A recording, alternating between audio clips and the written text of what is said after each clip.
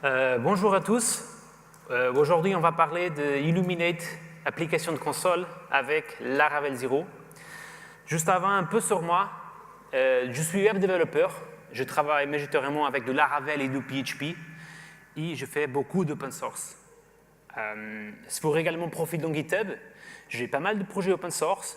Mon principal projet, je contribue beaucoup pour la framework Laravel. J'ai un projet qui s'appelle Collision. Ce projet-là est dedans Laravel aussi déjà. C'est un projet qui permet de voir les erreurs dans la console d'une façon bien plus jolie. Ce projet-là, il y a déjà 4 millions de downloads. J'ai aussi un framework, c'est la framework qu'on va parler aujourd'hui, qui s'appelle Laravel Zero. Laravel Zero, c'est un micro-framework pour faire des applications de console. Et j'ai aussi Larastan, c'est le PHP Stan de Laravel, en grosso modo. Dans la semaine, je travaille chez Algolia. Je fais partie de l'API Client Team. Tout le monde m'écoute bien? C'est parfait. Je travaille dans la API Client Team et je fais aussi que d'open source. Bon, j'ai un peu la chance, je vous dis. Juste pour info, chez Algolia, on va faire un meet-up sur Laravel. Du coup, si vous êtes intéressé à venir, s'il vous plaît, c'est le 7 novembre chez Algolia, le meet-up Laravel FR. Bon, Illuminate Console Applications. Déjà, qu'est-ce que c'est une application de console? Et là, je vous dis tout de suite, vous utilisez tous les jours une application de console. Composer. Le Composer, peut-être vous notez pas, mais Composer, il marque comme des magies. Ça veut dire qu'avec la console, vous mettez l'input, vous regardez aussi l'output avec la même console, et ça marche très, très, très bien. Et en fait, l'année dernière, en 2017, je commençais à regarder un peu Composer, et je me questionnais moi-même, c'est demain, j'ai besoin de faire une application de console, sont où la framework? Parce qu'en fait, aujourd'hui, quand vous commencez une application web, comme par exemple, vous avez besoin de faire vos propres blogs, par exemple, vous commencez avec du WordPress, du Laravel, du Symfony, vous commencez avec une framework qui permet de vraiment commencer vite. Et moi, je me demandais pourquoi pour la console, il n'y a pas le même. Une framework qui te donne quelques structures, quelques organisations de codage, quelques conventions. Et quelqu'un de vous, si vous connaissez du Laravel, vous pouvez dire, non, tu utilises Artisan comme tout le monde. Artisan, pour personne qui ne connaît pas, c'est un CLI tool de Laravel. En gros, ça permet d'interagir avec du Laravel. Par contre, je ne voulais pas utiliser Artisan. Et pourquoi? Artisan, il y a toute une composante web associée derrière. En gros, il y a toute la framework Laravel. Et c'est pour ça, en fait, que je ne voulais pas utiliser Artisan. Je le trouvais lourd. La majorité de la conférence dit peut-être, tu utilises Symfony Console, comme tout le monde, et ça va marcher très bien. Et dans mon avis, Symfony Console, ça marche trop bien. Il y a pas mal de downloads. C'est peut-être le composant Symfony plus utilisé.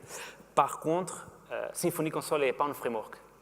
C'est juste un composant qui permet de faire des applications de console. Par contre, ce n'est pas un framework qui te donne une structure, qui te permet de bootstrapper ton projet. Il y a aussi un deuxième truc, qui c'est aussi important, c'est le fait que je voulais de Laravel. Et en fait j'ai l'habitude de travailler avec Laravel, j'ai l'habitude de profiter de la fonctionnalité qui vient avec Laravel, et du coup, je voulais la même chose pour faire des applications de console. Aujourd'hui, quand vous regardez l'écosystème de Laravel, vous allez regarder qu'il existe Laravel pour faire de la web, et Lumen, c'est un micro-framework aussi, pour faire des API. Et moi, en 2017, je regardais cet écosystème avec 7 têtes et je me demande, pourquoi pas ajouter un troisième élément à ce même écosystème, mais que pour faire des applications de console. Et en fait, si j'arrive à faire un micro-framework que pour faire des applications de console basées sur Laravel, la communauté Laravel va se sentir un peu comme ça. Avec le power de Laravel juste pour faire des applications de console. Aujourd'hui, si on regarde un peu plus en détail comme ça marche le corps de Laravel, au corps de la framework, il y a 28 Illuminate Components. Ces 28 Illuminate Components sont très génériques, en gros, surtout liés à la web. Ça veut dire qu'il y a des sessions, il y a du routing, il y a toutes les composants qui sont liés à la web. Et moi, pour faire mon application de console, déjà, je n'ai pas besoin de tout ça. Il y a beaucoup de choses. j'ai créé une version minifiée de le corps de Laravel. N'était pas facile, mais je le fais. Et ces versions minifiées, il n'y a que de 8 Illuminate Components. Et dans mon point de vue, ces 8 Illuminate Components sont importants pour faire une application de console simple, scalable, et qui profite de toute la fonctionnalité de Laravel d'une façon correcte. Ces versions s'appellent Laravel 0. C'est un micro-framework basé sur Laravel, un officiel, bien sûr. Et aujourd'hui, je vais faire un petit démo pour vous, pour démontrer à quoi ça ressemble, Laravel 0. Alors, cette démo va prendre deux façons différentes. Ça veut dire que dans la première côté, on va faire une application ensemble, une application des notes. En gros, c'est une to-do list ensemble, mais avec la console. La deuxième partie de cette démo, c'est pour démontrer quelques fonctionnalités qui existent dans cette framework. Par contre, c'est avec des applications que j'ai déjà préparées chez moi. Du coup, on commence l'application ensemble. Et comme Laravel, la première chose à taper, c'est Laravel 0 New Notes. Ça veut dire qu'il y a un installeur global et que vous dites New et après le nom de votre application. C'est très similaire au installeur de Laravel. Ça veut dire que ça va bootstrapper une application pour vous avec toute la dépendance avec et aussi créer une structure d'une application prête à travailler. Ça veut dire que si j'entre dedans, tout le monde...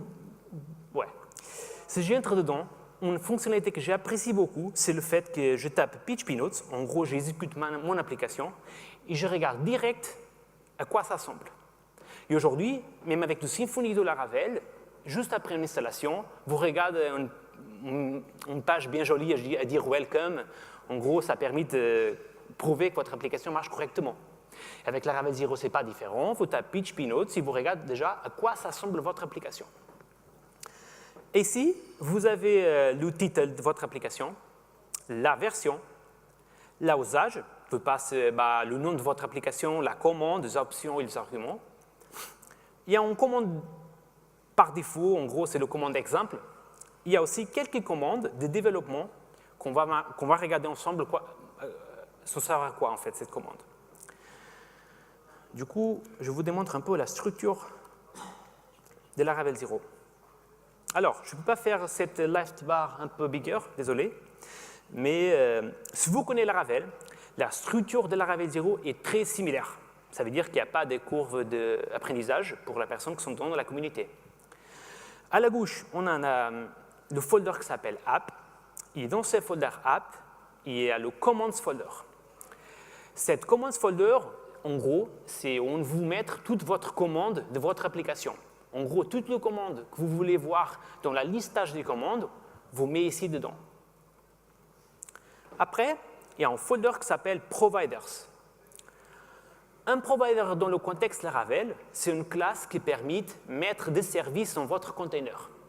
Et du coup, avec cette folder, vous pouvez mettre quelques providers que vous voulez mettre des services dans votre container.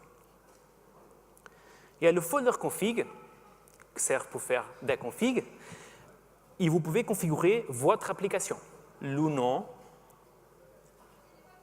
la version, est-ce qu'elle est en production ou pas, d'entre d'autres choses.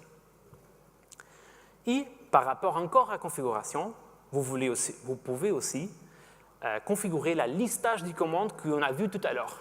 En gros, vous pouvez spécifier c'est quoi le commande par défaut, parce qu'il y a deux cas qui n'y a même pas besoin de voir un listage.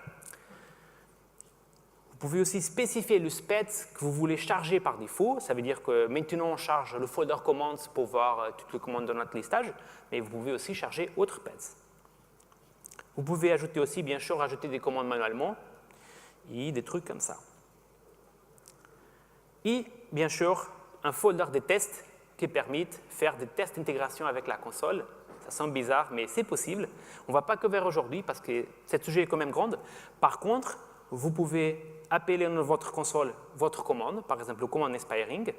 Après, regardez si l'output de la console il est bien celui-là. Et aussi, regardez si le exit code de votre console est bien le 0. Du coup, c'est une suite de tests qui permet de travailler votre application. Bref, on va faire notre application. En gros, comme j'expliquais, on va faire un to-do list, une application des notes, et on a besoin de... Au feature set, elle est quand même simple. On a besoin de deux choses. Une commande pour ajouter des notes, et une deuxième commande pour regarder les notes qui sont déjà stockées en base, on va dire. Déjà, on va supprimer cette commande par défaut, et on va à notre terminal, et on va taper une commande qui nous aide à faire des commandes, qui s'appelle make command. Du coup, on tape php make command add command.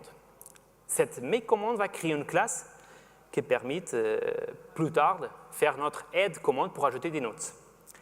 Du coup, ça c'est la structure. On passe à la signature. On est en train de faire quoi? D'ajouter des notes. Du coup, la signature, c'est bien sûr le add.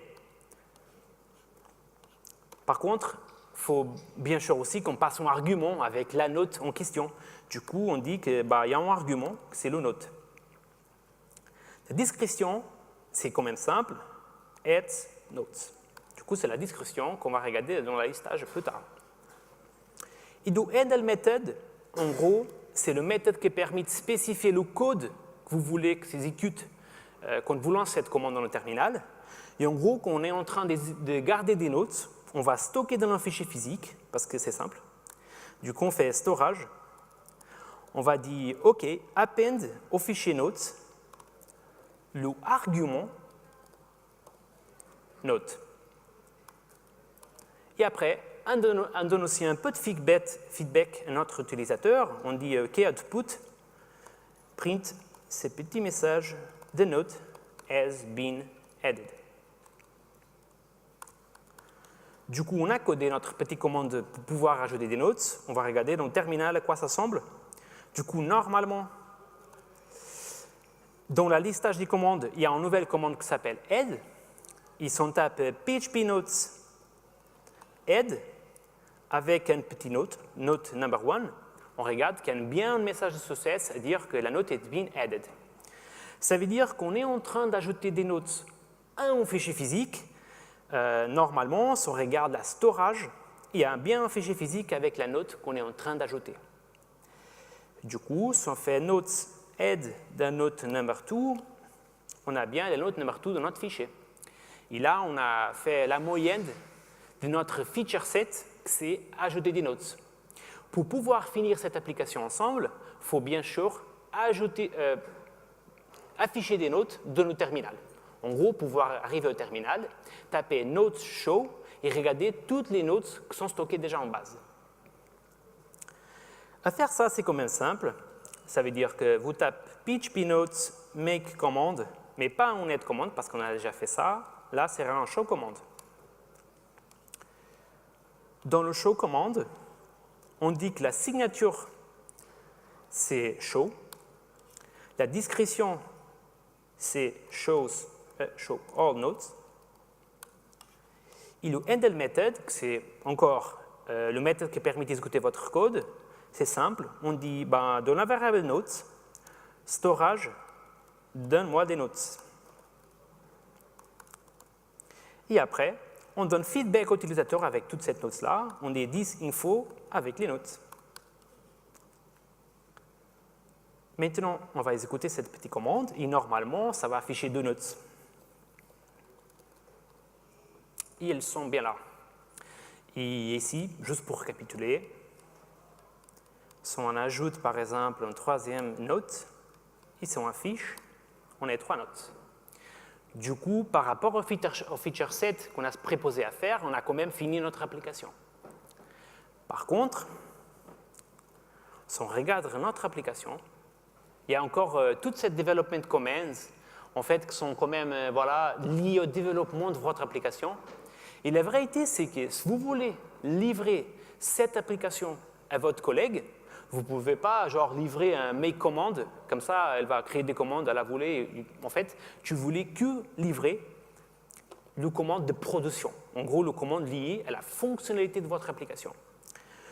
Pour pouvoir régler cette problématique, en gros, vous changez votre application pour production. Ça veut dire ici, dans cette petite flag, vous dites true à la place de false.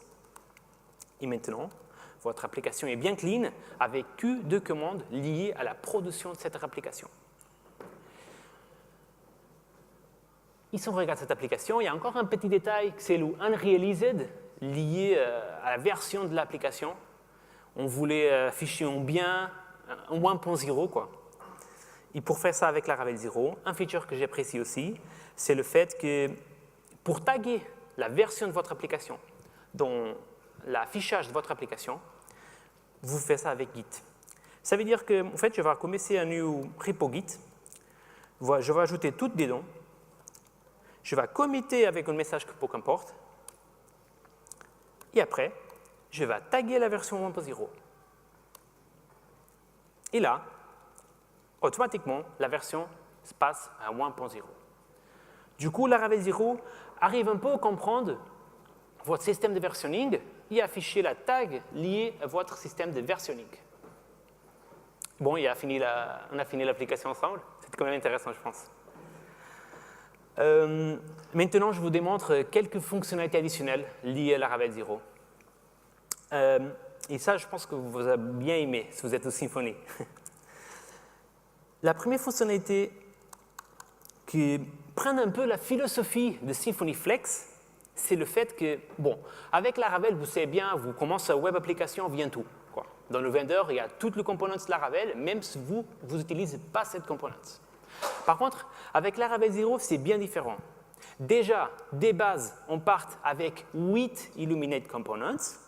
Mais par contre, si vous voulez encore profiter d'autres fonctionnalités de Laravel, vous pouvez le faire.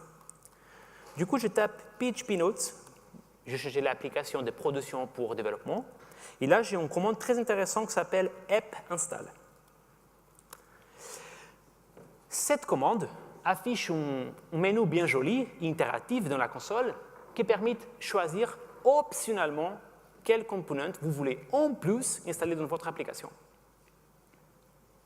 Du coup, comme on a vu tout à l'heure, on a stocké des notes dans un fichier physique, mais si on voulait, on peut stocker des notes dans une vraie database layer, comme par exemple avec le Eloquent ORM. Plus tard, on peut imaginer un component qui s'appelle Doctrine ici. Mais en gros, ça permet d'installer optionnellement des components. Il y a aussi des components, bon, je ne peux pas expliquer, mais il y a .env, de queuing, il y a tout ça. Mais juste pour vous expliquer très rapidement, je vous démontre par exemple cette composante-là qui s'appelle logo. Juste pour info, le component installer, il est très similaire à chaque component. Ça veut dire qu'on pull le package via composer et après, on performe quelques modifications de structure de notre application. Par exemple, là, le logo component permet de transformer le titre de votre application dans un titre, mais en format ASCII. Je vous démontre à quoi ça ressemble, parce que c'est bien joli. Voilà. En gros, ça permet de transformer l'autre titre qui était un peu dégueulasse. Et là, on regarde un titre avec une image bien plus jolie. Et ça, voilà, c'est optionnel. Si vous ne voulez pas, vous n'installez pas. Pareil avec le database component et toutes les autres components qui sont dans la listage. Il y a aussi quelques fonctionnalités qui permettent d'interagir avec votre système. Et du coup, je vous démontre. Dans la commande classe, et ici c'était le commande show command qui permet d'afficher des notes dans le terminal, on a aussi une commande qui s'appelle notify. Et qui vous passe le nom de votre application et après vous dit le contenu que vous voulez notifier. Et ça fait quoi quand on exécute dans la console? Ça affiche le truc là, bien petit, désolé. Et en gros, ça permet de dire à votre système vous voulez pop-up notification. Cette pop-up notification marche sur Mac, sur Windows et sur Linux. Du coup, on dit au système, hey, affiche une pop-up notification avec cette même contenu. Autre fonctionnalité qui permet d'interagir avec votre système, c'est Scheduler. Et Scheduler, je vous dis, il est vraiment magique. Hein. Scheduler est le scheduler qui existe aussi dans Laravel. Ça permet de faire quoi? En gros, ça permet de dire à votre système que vous voulez que votre application s'exécute à chaque minute ou à chaque 30 minutes.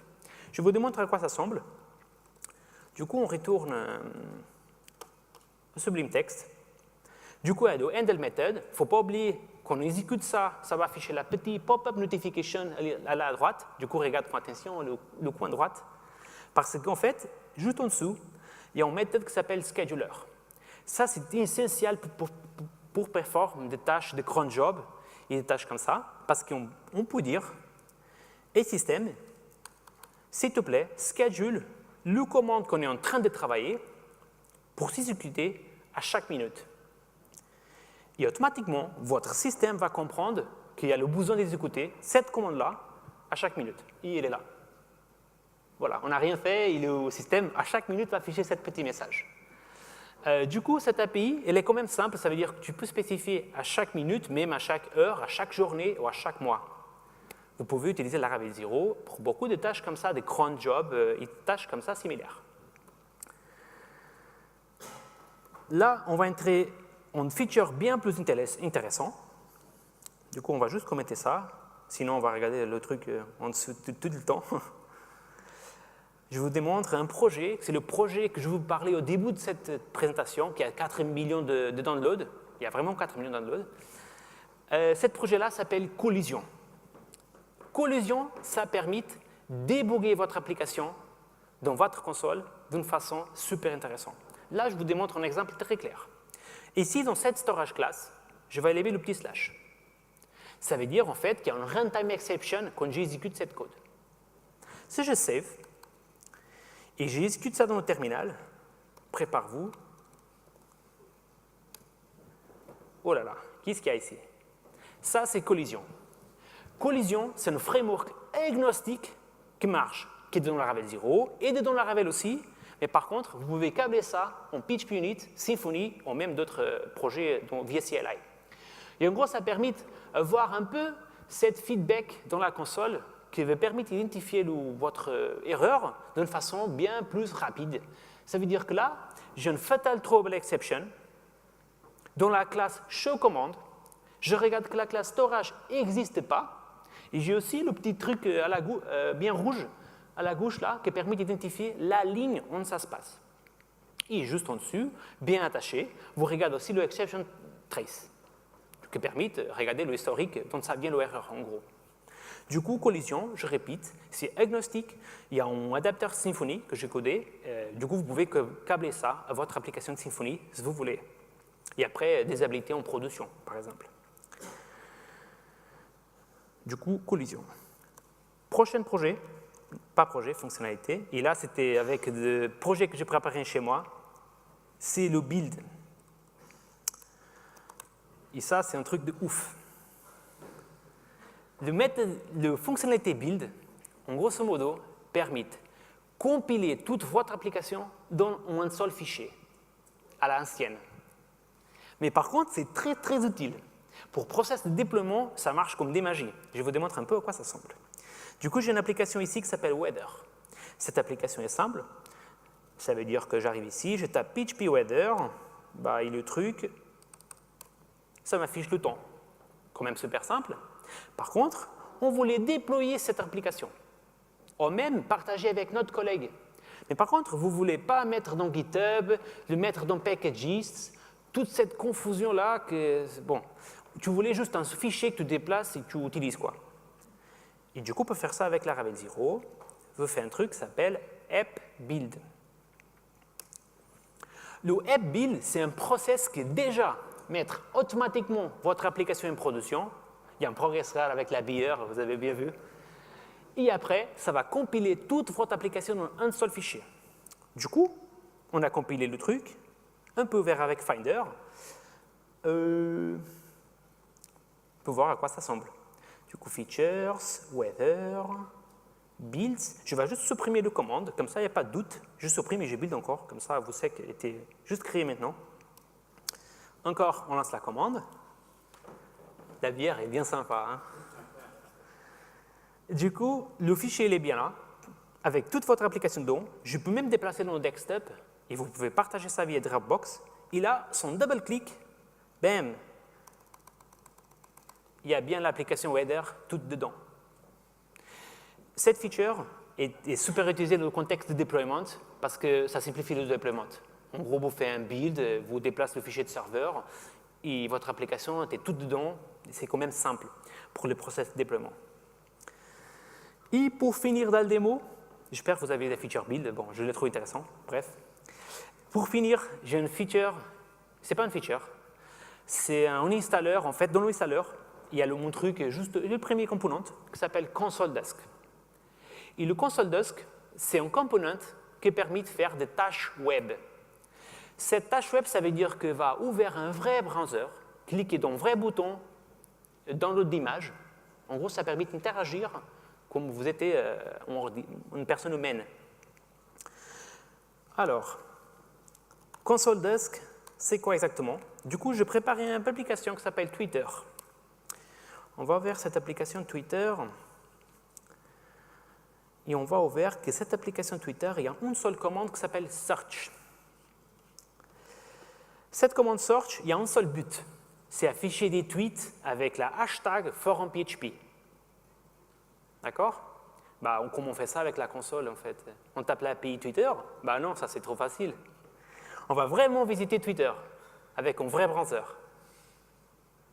Du coup, avec le component qui s'appelle ConsoleDesk, du coup, tout ça c'est optionnel. Hein. Vous installez le component ConsoleDesk, il vous dit le suivant. Ça semble vraiment un texte. Hein. Vous êtes en train de dire, et le code s'affiche. Hein. This browse. Après, browser, visite, s'il te plaît, la page twitter.com, il cherche pour la hashtag forumphp. Après, clique dans la table qui s'appelle Search Filter Tweets, parce qu'on voulait des tweets uniquement, pas de personnes, par exemple. Et après, on attend pour la JS Stream Tweet, que c'est une classe. Ça, c'est vraiment de JavaScript. Et après, on attend une seconde. Pourquoi? Au cas où. On est en train de travailler avec JavaScript, on ne sait jamais. Les trucs changent tout le temps, du coup, on attend une seconde. Après, attend une seconde, on fait un petit screenshot et on récupère tous les éléments avec la classe JSStreamTweet. À chaque élément, on récupère le username et le texte. Et on fiche tout ça dans le terminal avec un write-ln. Alors, il y a besoin d'Internet dans cette démo. On va voir si ça marche. Du coup, normalement, ça va afficher tout le tweet avec l'hashtag forumphp. Poweather, merci beaucoup. Voilà. Un note important, cette composante-là, elle est très verbose. Ça veut dire qu'elle est en train d'afficher tout le feedback. Nous, numéro 2, on parle de micro-framework, merci beaucoup. Du coup, très attention, cette composante-là, elle est très verbose. Ça veut dire qu'on est en train, elle affiche tout ce qu'elle est en train de faire en fait. Visite, clique, wait for, on fait la pause avec la petite truc, on fait un screenshot, on regarde tous les éléments. Et là, on est en train de regarder, tout le monde est en train de kiffer la conférence. Merci beaucoup pour ça. Voilà. Un truc qu'on a fait aussi, c'est on a fait un screenshot. Du coup, on peut regarder le screenshot dans notre storage, ConsoleDesk, et le screenshot, il est bien là. Bon. Voilà. Du coup, ConsoleDesk, component, il ne faut pas oublier, optional aussi.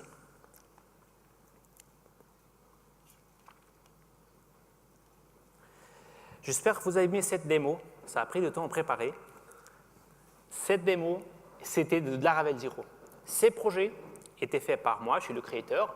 J'ai fait aussi un petit site qui s'appelle laravel-zero.com qui permet de regarder en détail tous ces trucs que je suis en train de démontrer. Vous avez une documentation détaillée, très facile à comprendre aussi.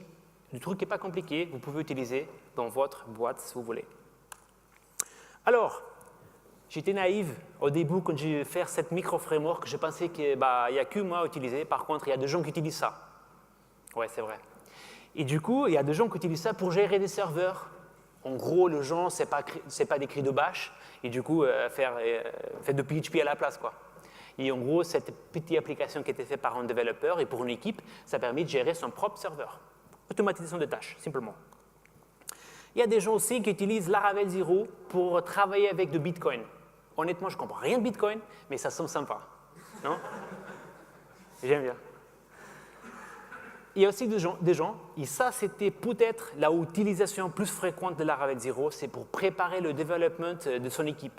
Ça veut dire qu'il y a des gens qui travaillent avec Docker, et en gros, ils voulaient juste partager, tout le monde a un peu le même environnement dans son équipe, et en gros, il y a d'applications Laravel Zero aussi pour ça.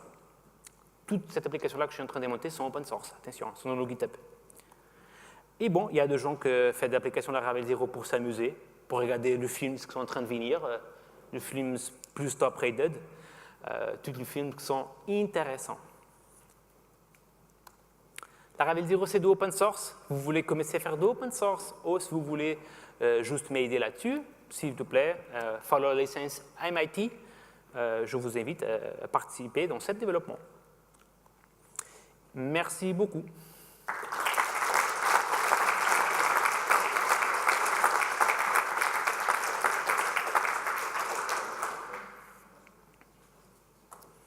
Merci. Merci Nuno. Est-ce que vous avez des questions? Cool. On a 10 minutes, hein, du coup. On est large. Merci. Est-ce que ça gère les commandes de type démon ou pas? Tu peux répéter? Est-ce que ça gère les commandes de type démon pour lancer des démons? Est-ce que ça le permet ou pas? Et est-ce que c'est prévu si ce n'est pas le cas? Alors, Laravel 0, il y a un component de queuing. Ça veut dire que permet en gros faire des tâches de queuing. Et avec le scheduler, tu peux faire des tâches derrière, un peu comme le job des démons, j'imagine. Du coup, je ne sais pas si ça répond à ta question. Peut-être on peut parler plus tard là-dessus. Ça ne te dérange pas, ouais. Parce que je ne vois pas trop le cas. Bonjour, merci pour la présentation en tout cas. Une question sur le build. Donc tu génères un fichier sans extension.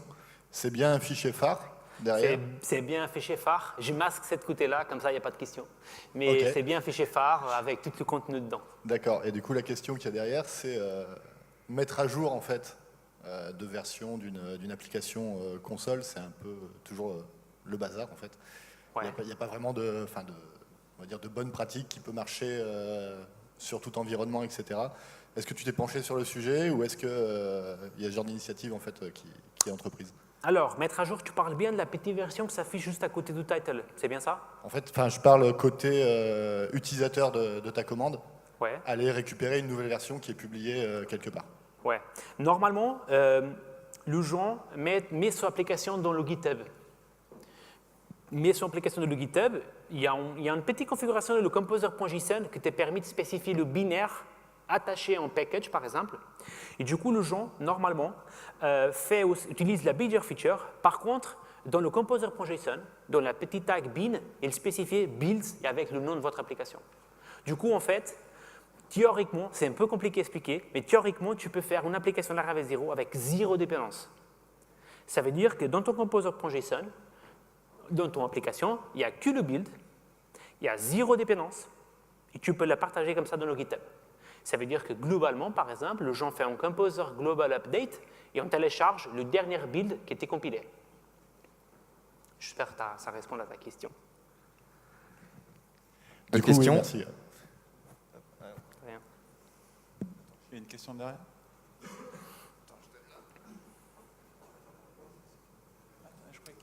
Tu as montré qu'on pouvait installer des Illuminate Components assez facilement Oui. avec app install. C'est toi c'est en dur la liste. Est-ce que c'est facile de rajouter des components supplémentaires? Comment ça se passe? Oui, la liste que je vous démontrais, c'est la liste officielle. Ça veut dire que c'est la liste que je supporte, moi, dans l'organisation Laravel 0. Par contre, il y a deux gens qui utilisent, il y a des gens qui voulaient faire la web avec ça. C'est quand même bon. Mais il y a des gens qui créent des components, non pas organisés par moi, ça veut dire son nom officiel, et qui travaillent, et qui ajoutent des Illuminate Components, de la validation, même d'autres Illuminate. Par contre, ils ne sont pas supportés par moi, ça veut dire que tu peux l'installer dans ta application, par contre, tu ne vas pas avoir de support de la même moyenne, quoi. Et tu peux, ouais. On a encore un peu de temps s'il y a encore une question. Ouais. Déjà, merci. J'ai une question, c'est par rapport au schedule. Oui. Je ne sais pas si j'ai raté une étape, mais comment ça s'est lancé finalement? Magique, hein? Ouais, c'est magique. En gros, ça c'était un process un peu masqué. Ça veut dire quoi? Ça veut dire que, et ça c'est aussi avec Laravel, hein, c'est pas juste avec Laravel 0. Ça veut dire que pour configurer Scheduler, tu as une process, une étape c'est l'étape que je n'ai pas démontrée, mais ça t'oblige à donner une entrée dans ton cron job, dans ton cron tab, excusez-moi. Du coup, dans ta cron tab, tu vas dire « et cron tab exécute l'application notes à chaque minute ». Et après, c'est à moi de comprendre si je lance la commande ou pas. Du coup, si tu paramétrises dans le method scheduler que tu voulais à chaque minute, à chaque fois que le cron exécute ton application, tu lances la commande tout le temps. Par contre, tu dis à chaque 30 minutes, c'est uniquement quand c'est 30 minutes dans l'horaire. Voilà. D'accord, donc ça va bien ajouter quelque chose dans la cron tab. Ouais, il faut ajouter une ligne dans le cron tab. Mais après, c'est juste cette ligne-là. Tu peux avoir multiples commandes avec multiples schedulers différents. Ok.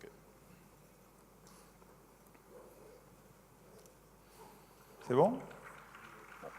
Ben, encore merci Nuno. Et donc c'était la dernière conférence dans cette salle. La clôture se fait à côté avec une conférence autour des jeux vidéo. Encore merci pour votre participation et puis bonne fin de journée. Merci.